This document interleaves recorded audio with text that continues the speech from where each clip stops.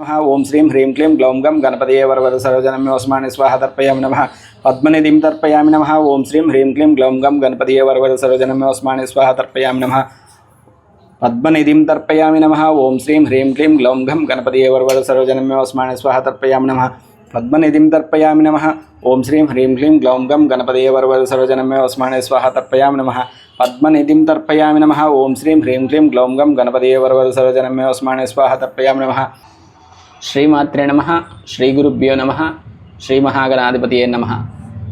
తర్పణం అంటే తృప్తిపరిచేది అని అర్థం.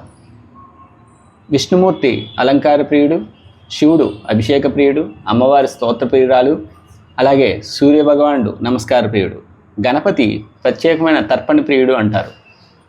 ఈ గణపతి యొక్క మూలమంత్రంతో 444 సార్లు తర్పణాలని మనం గణపతికి 40 రోజులు అర్పించినా